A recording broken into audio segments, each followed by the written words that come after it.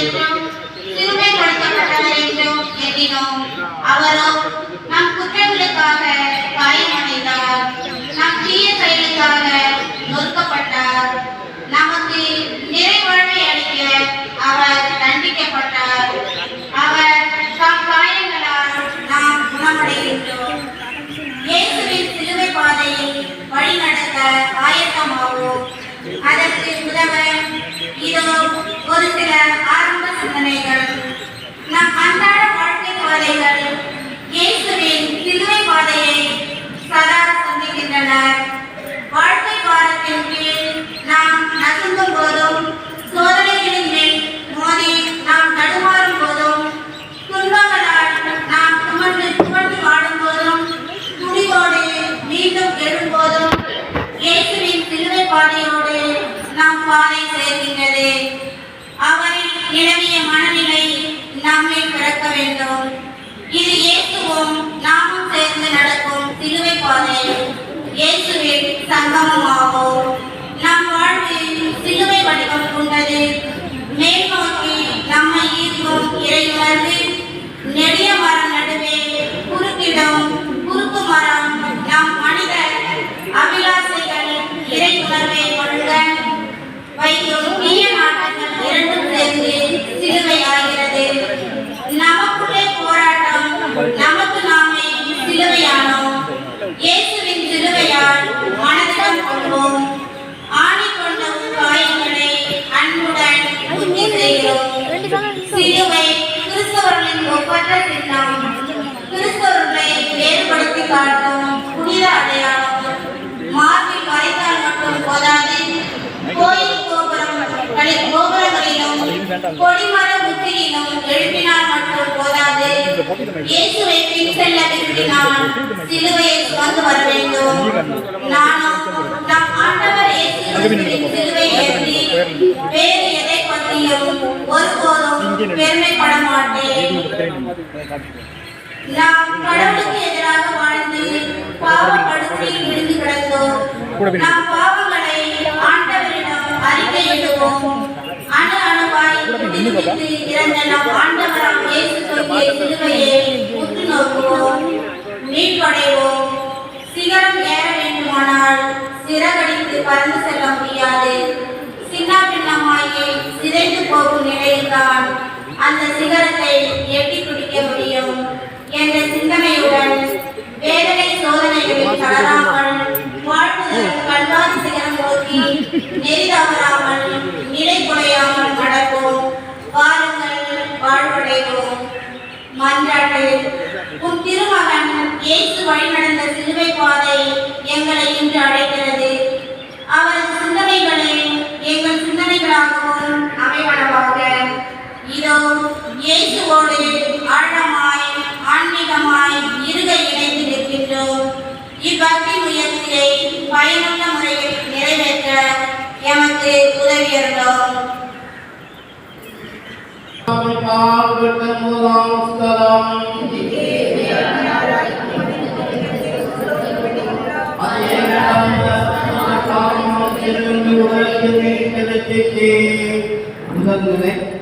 தீர்ப்பிடாதே என்கிறார் இயேசு. தீர்ப்பிடுவேன் என்கிறார் பிலாத்து. இது ஒரு அநியாய தீர்ப்பு. ஒருபுறம் புறணை நீதிபதி பிலாத்து இவர் குற்றம் எதுவும் செய்யவில்லை என்று தெரிந்திருந்தும் இயேசுவுக்கு மரண தண்டனையை தீர்ப்பிடுகிறார்கள். என் அன்பு பிள்ளைகளே, நேற்று இரவு கெத்செமனி தோட்டத்தில் என் ஆன்மா சாவுக்கு எதுவான வருத்தமுற்றிருக்கிறது என்று கூறி இரத்த வேதனையை மூழ்கி எனது ஆன்மாவில் நான் அனுபவித்த துக்க துயரத்தை யாரிடம் கூறுவேன்? முத்தமிட்டு காட்டிக் கொடுத்த யூதாஸ் ஓடிவிட்டான். இரவும் பகலும் என்னோடு இருந்து உண்டு உறங்கி வாழ்ந்து வந்த சீடர்கள் எங்கே? உமக்காக என் உயிரையை கொடுப்பேன் என்ற பேரு எங்கே? இதோ தனிமரமாய் அடிகளால் நொறுக்கப்பட்டு கயிற்றால் இறுக கட்டப்பட்டு கண்மனை போல் பிலாத்து முன்னிலையில் நிற்கின்றேனே. என்ன குற்றம் செய்தேன்? கொலை செய்தேனா? செய்தேன். இறை அரசு அறிவித்தது குற்றமா? நோயாளர்களை குணப்படுத்தியது குற்றமா? இறந்தவர்களுக்கு உயிர் கொடுத்தது குற்றமா?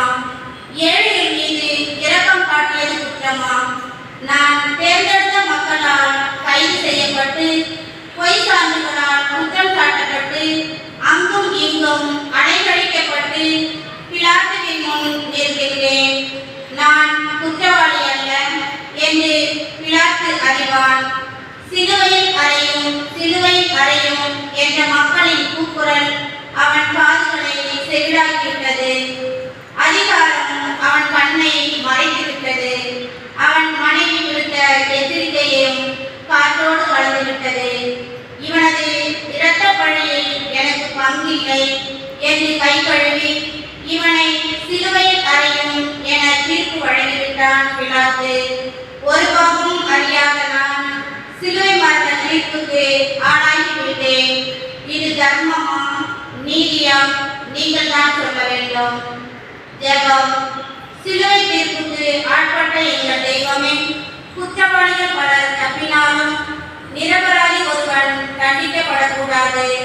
தன்னிடம் உள்ள குற்றத்தை காணாது அடுத்தவர் மீது குற்றம் கண்டுபிடிப்பது அகமையும் உலகம் இது.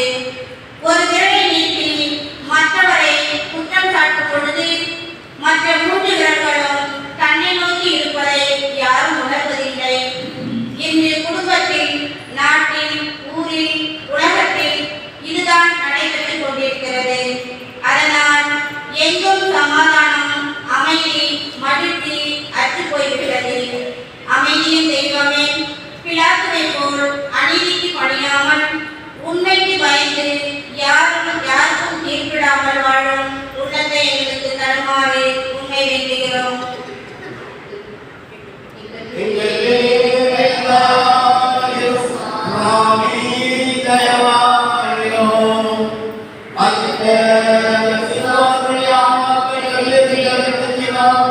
நித்திய சமாதானத்தை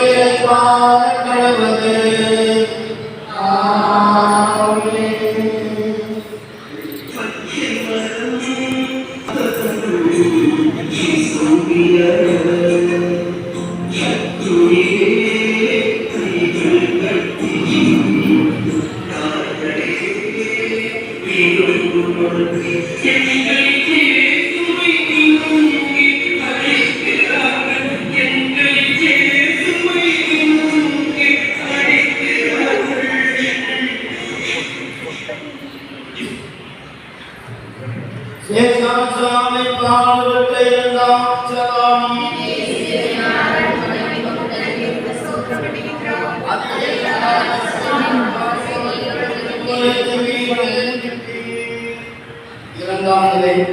இயேசு சிலுவையில் சுமத்தப்படுகிறார். என் அன்பு பிள்ளைகளே, பிலாத்தின் தீர்ப்பினால் அங்கீகரிக்கப்பட்டும் அநீதிக்கும் வெற்றி கிடைத்து விட்டது.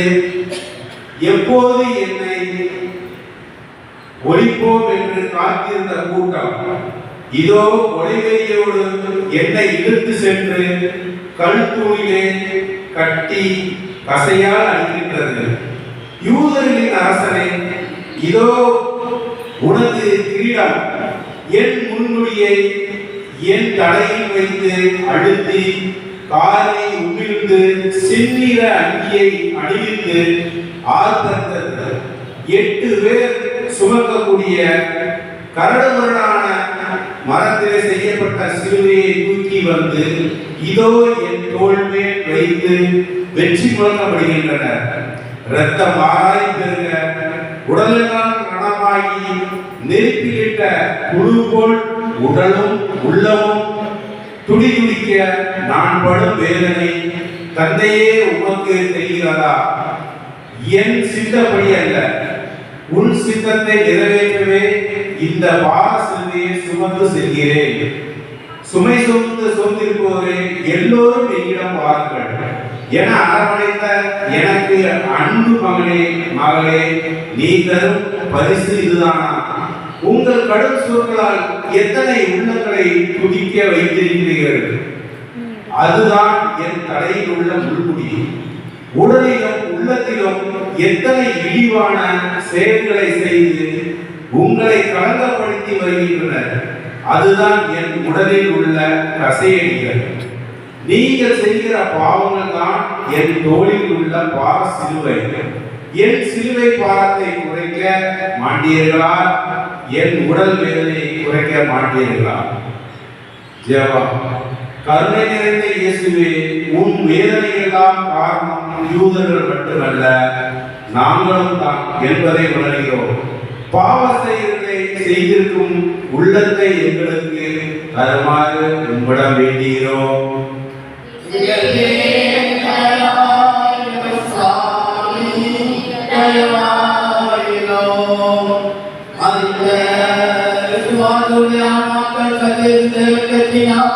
நித்திய சமாதானத்தை பார்க்கிறது.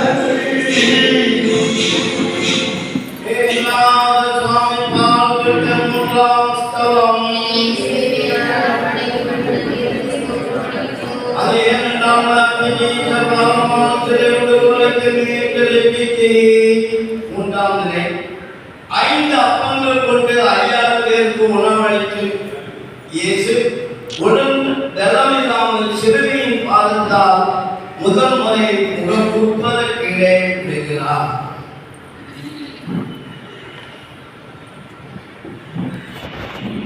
என் அன்பு பிள்ளைகளே, என் அவல நிலையை பார்த்தீர்களா? தலையிலிருந்து வழிகின்ற ரத்தம் என் கண்களை மறைக்கின்றது. செல்லும் பாதை தெரியவில்லை. பாதத்தில்